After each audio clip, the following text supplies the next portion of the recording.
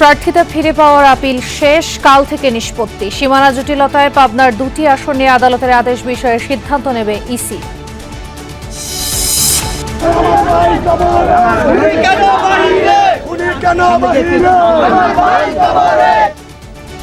স্বেচ্ছাসেবক দলনেতা মুসাব্বির হত্যাকারীরা গ্রেফতার না হয় বিক্ষোভ। একের পর এক বিএনপি নেতাকর্মী খুনে মির্জা ফখরুলের উদ্বেগ। আমাদের দলের অনেক কয়েকজন নেতাকে হত্যা করা হয়েছে, খুন করা হয়েছে। আমরা এটা তীব্র নিন্দা জানিয়েছি, ক্ষোভ জানিয়েছি। পশ্চিমবঙ্গ পুলিশ অস্বীকার করলেও কলকাতাতে আছে হাদি হত্যার পরিকল্পনাকারী বাপ্পি। আওয়ামী লীগের কয়েকজন নেতার সাথে আত্মগোপনে এই যুবলীগ নেতা।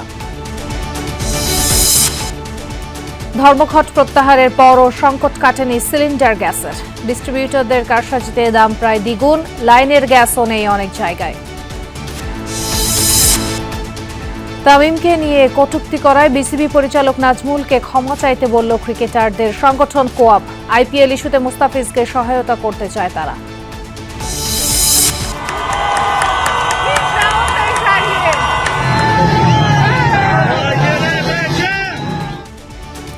সরকার বিরোধী বিক্ষোভ ছড়াচ্ছে ইরান জুড়ে।